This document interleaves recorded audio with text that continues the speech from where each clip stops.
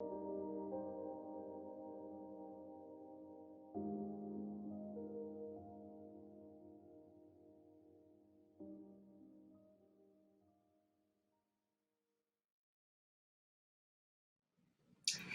evening. My name is Frances Whiting. I'm a journalist and author, and it's my great pleasure to welcome tonight's guest, Deborah Rodriguez. Many of you will know and love Deborah's books, best-selling books like The Little Coffee Shop in Kabul, memoirs like The House on Carnival Street, and now her new book, The Moroccan Daughter. Now, this one is a treat for all the senses: sight, taste, smell, sound, touch. You'll see what I mean when you read it. And in it, we also welcome back some old favourite characters from Deborah's last book, The Island on the Edge of the World, Bea and Charlie. And we also welcome today Deborah. Welcome, Deborah. Thank you so much for being a part of the series. This is so exciting. I'm so happy to be here. Thank you. Well, we're happy to have you. All right, we're going to dive straight in. Deborah, reading this book, it really occurred to me all the way through. The real star of it, apart from your lovely characters, Bea and Charlie, etc., is Morocco itself. How did you come to know Morocco so well and clearly to love it as much as you obviously do? You know, I started visiting Morocco in the 90s, and then in 2008, I went back and I thought, I fell in love with it. I had just come back from Afghanistan, and I had been in the United States for about a year. And I was a little out of sorts when I was in the United States. I'd missed Afghanistan so much. And when I went to Morocco, there was this, I felt alive, like for the first time in about a year. And the sounds, the smells, the adrenaline, everything about it had flavor. It had so much energy. And I knew then that I needed to write a book that took place in Morocco.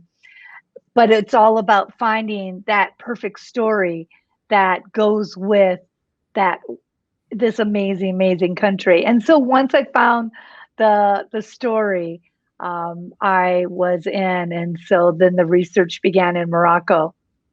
How long did you spend in Morocco researching it?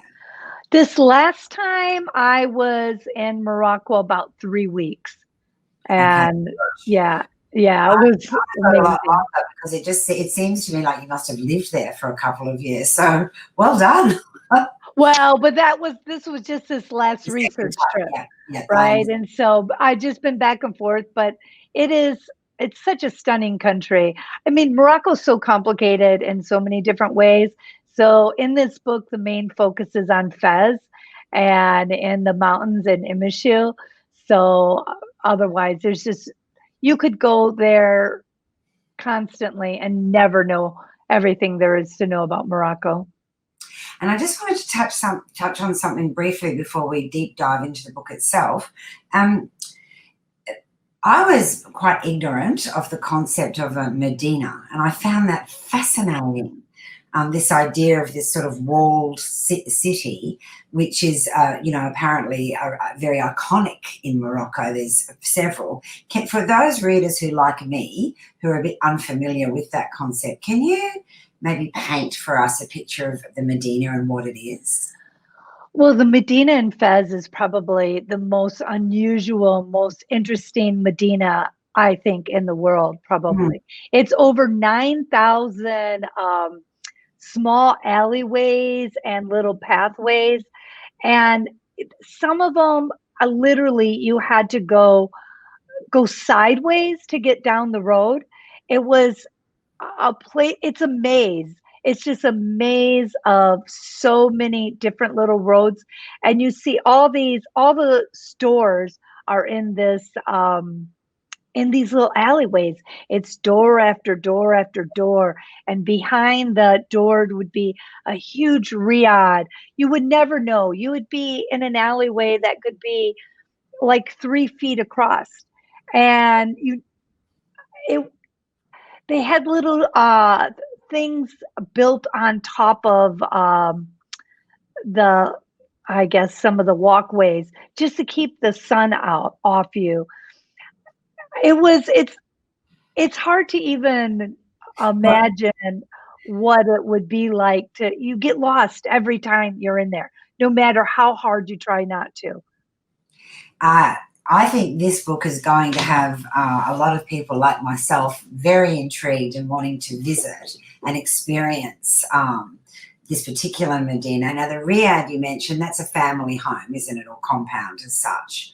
A And this, riad is like a house, yes, yeah, a yeah. family home. So the book is where we follow our central character, Amina, as she is returning to her family, Riyadh, to attend her sister's wedding. Uh, Correct. in tow are our old friends, Charlie and V from the previous books. I love that idea of recurring characters. Was it nice for you to revisit them, and why did you decide to bring them along in this new book? Well, originally that was the whole idea when I wrote The Island on the Edge of the World, would to have reoccurring characters. I'm Mhm. a hairdresser. Yes. So hairdressers, we know what's going on everywhere and we can get information out of anybody. Yeah. And so that was I thought, write what I know, right? B, I want to be B. B Mm. is just so amazing. And the fact that she can't see, that she's basically blind, makes, as a writer, you have to go in deeper to be able to see the characters, see things that explain things and describe things that a blind person is is experiencing, and I thought it just gave a really nice layer. And B is so funny. I mean, wouldn't you want to go on a trip with her and Charlie? I mean, it, it would be a riot. It would be a hoot. I want to be B when I grow up too. Oh, I And know. and you just touched on something. When I introduced you and this book, I said it's a feast for the senses. And it really is, particularly in those market scenes. You really write so beautifully. You can, often through B experiencing it, you can smell the smells, you can taste, you can feel the ripe fruit, the sense of the perfumes. Um, was B a writing device as such to do that, Deborah, or did that just come naturally through her eyes? No, B originally when there was a character of B, I love having older people in my books. I find that older people or younger, but older especially, can say things and do things that other people can't get away with. Mm-hmm. So I love that. And I met a blind woman who um, I was in a class with her, and she sensed and knew things that was happening around her environment, and I was so intrigued by that. It's like she could sense things that were going to happen, and she actually was a psychic, and but I didn't know any of this, and it was so interesting to be in this class with this woman who was also blind. And so I thought, you know what? It would be so interesting, I think, to have a character, because I think it's intriguing because there is something so much deeper, and that is uh, it brings out something completely different than other characters. I agree. And actually, I was going to ask you about that. B has this psychic ability. She's very much in touch with the spirit world. She's very comfortable with that. And people aren't always. So Right. you've touched on it a little, but I was going to ask you, do you have that belief? And have you had any of those experiences? For example, B believes, and indeed does in the book, that she can talk to people who have passed. Yes, she does. I do not discount anything. I Same. don't, yeah, I mean, who am I to discount anything? I have experienced things that in research for other books that I'm like, okay, I have no idea what just happened. But yeah, I do believe, I don't discount. Do I talk to dead people? No, but I wouldn't mind speaking with my mom. You Yeah, know? yeah, yeah. I hear you. I think a lot of us yearn for that connection, Yeah, don't we? And like you, I don't discount anything. right, Um, right.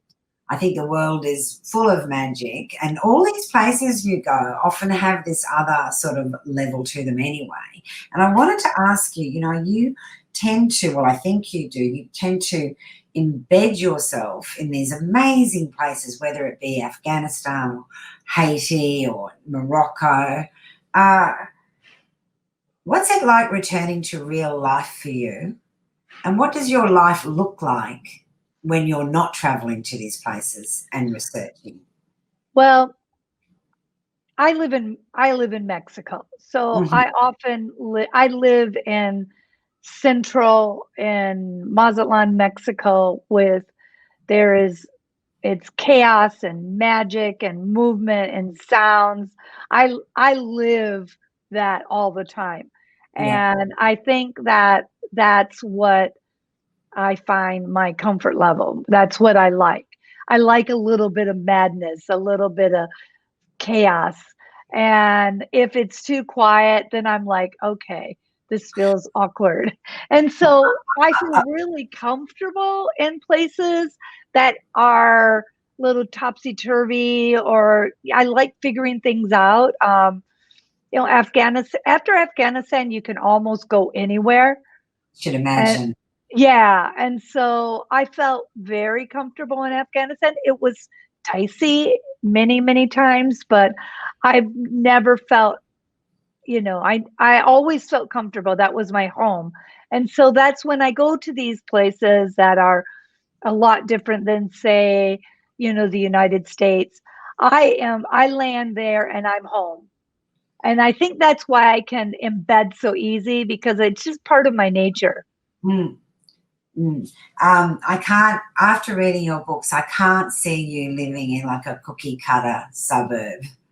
No. No. Another theme of your books, and certainly of this one also, Deborah, again, I don't want to give too much of the plot away, but we do go to Morocco. We do go to Amina's childhood home. Charlie is with her and Bee. They're there for the sister's wedding, and beneath that, many, many layers, family secrets are uncovered, old resentments surface, as they tend to do in families.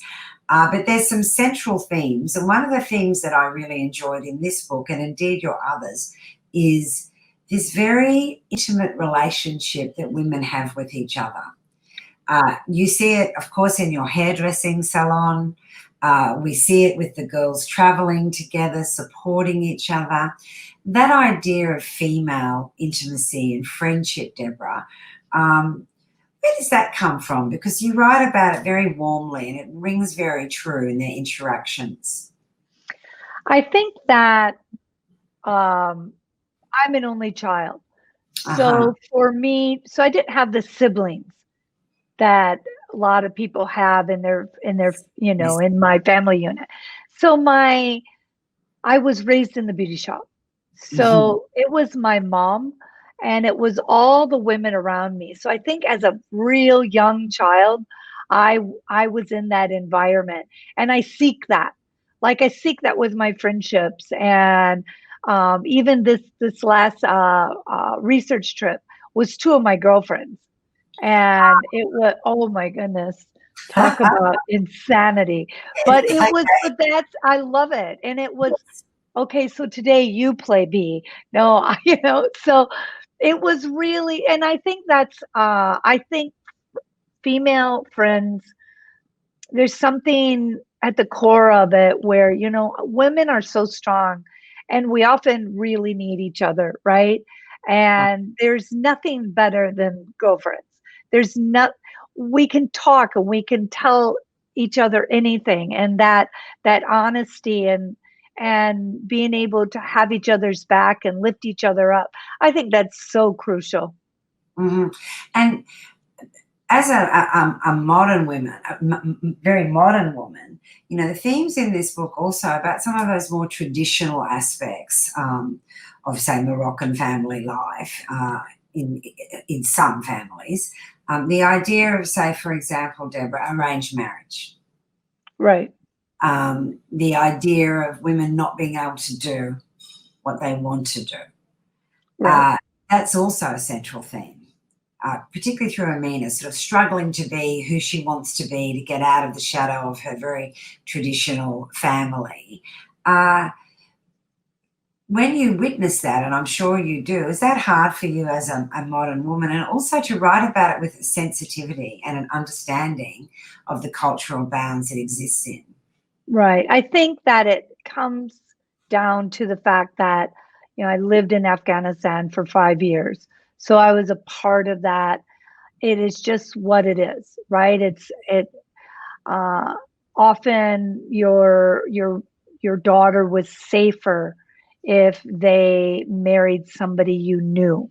Yes. And so it was about keeping, if you go, it's about keeping within the tribe, within families, protection, that whole thing. So I don't pass judgment on any of that because there's a reason they do it. There's that teetering between wanting to be modern and love who you want to love, and then your parents, this is what we've done it all. This, Morocco, is part of Africa, and it's so close to Europe that sometimes there's these great contradictions because of that. And no, it doesn't. It's not hard for me to see because I think that I've been around it so much that I Yes. understand it, and Yeah. I appreciate cultures, and looking at something like, oh, I can't believe they cover their head. Well, why? I mean, it has nothing to do with the covering of the head. It's just that's where they're comfortable. Mhm, You know what I mhm. mean? And Absolutely. I mean, I'm not so comfortable wearing a bikini. Me So neither, I don't want anybody to tell me I have to wear a bikini. It's like, so Deborah. Um, yes, but you do write about it with sensitivity, uh, yeah, and that whole struggle, that inner struggle that women as they're trying to navigate, straddle these two worlds. it is Um, tricky. Very tricky. Um, Now, the other character, speaking of teetering between two worlds, that I really like in this book is Samira. So Yeah. she's a long-term family housekeeper, which many families, not just in Moroccan society, but many families do retain these sort of long-term, I guess, servants or people in servitude to the family, but they too are straddling a world because they're part of the family, but they're not. Exactly. I mean, I found I wanted to have a character like Samira because Samira knows where all the bodies are buried. I mean, and I think that's the case with anybody who works in anybody else's house. And so she's had to um, cross lines that she isn't often comfortable crossing. And I mean, you're right. She's a part of a family, but yet sometimes seen as the servant or seen as a family member. Yeah, I can't imagine being in that situation. That would be very difficult, I think.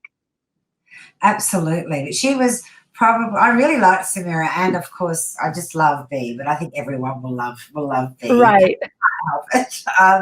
So I want to talk a little bit about process now, because I know a lot of the people who tune into this series are people who like to write themselves or are indeed writing. So I always like to ask authors a little bit about their process. So Deborah, can you just tell us a little about where you write, when you write, and how you write. Okay, so it's really funny because it kind of depends on what I'm writing. Am I just trying to figure things out, and I'm trying to sort through the plot or trying to figure out a character. But I love the sound. I live in Mexico, as I said before. I live literally, the street is right out my door. And often to get inspiration for writing these kind of novels is I literally will open my door and I literally let the sounds of the street kind of come to me. And you can hear the roosters crowing, or you can hear the dogs barking, the vendors calling out what they're selling. And so I do that, which I just let that be background noise for me for when Mhm. I'm writing. And I like to, depending on what I'm writing, I'll either like hunker down in the morning after my coffee, or sometimes I'm a late night writer. So I will write and work until the wee hours of the night, and then I'll go up on my patio um, and sit outside in the dark, upstairs outside my bedroom, and be outside and just listen to. I love the sounds. The sounds are just inspirational for me. Isn't it fascinating how we all write so differently? Yeah. I have written a couple of books. I require complete silence. Well, you know what? And if I'm really struggling with something, and there is that complete silence thing, Thing. or I just have to, like, I put, when nothing comes out, when you look at your keyboard like it is the enemy, Yeah. right? It's like, I hate you, Yes. keyboard. And it's like I get so frustrated. Sometimes I'll call a girlfriend, actually, that I always keep one or two girlfriends, going with me all through the story. And I'll call them up. I'm like, okay, I am stuck. Yes. And then I'm an external processor. So I talk about it. I have to talk it out. So if I can talk it out and hear myself tell the story, then I can go further. And it's sort of like being on a quiz show when you've got your lifeline friends, you're allowed to phone a friend. Yes, yes. um, so being that travel is such a part of who you are, uh, both as a writer and just as a person, how has COVID affected you as a writer in terms of, I guess you can't just pack up now and go wherever. It's not quite the same. Well, And sorry, go on. no, no. I mean, I did take, like I told you, I live in Mexico, right? And so the restrictions have been on and off and limited. And so I did take one small trip Mhm. uh, to Pátzcuaro, Mexico. I turned to 60, and at the end of October. And I wanted to go to the celebration up in the mountains where I knew that COVID was really, really limited. And it was for the Day of the Dead celebration. Of course, And right. so I was in the cemetery, so everybody was dead anyway. So I was Do good. I sense another book coming on, Deborah Well, Rodriguez? and so I did feel that angst to do something, and it was my safest way to do something, and I loved it, and I'm really itching to travel again, because I've got like a new book in the back of my head that I need to get to the location to see if it'll work. I'm chomping at the bit. And I'm sure your readers are chomping at the bit as well to read where your next book takes you. Look, I loved this one. everyone, if you're looking for a beautiful, escapist, armchair travel of a book, and gosh knows this is the time for it, a story about family, love, complicated relationships that we all have. This is just a lovely read. Thank you so much, Deborah, for being my guest today. This was wonderful. Thank you so much. Absolute delight talking to you. We hope to see you in Australia one day in person. Oh, definitely, definitely. All right. And good evening, everybody. Thanks for joining us.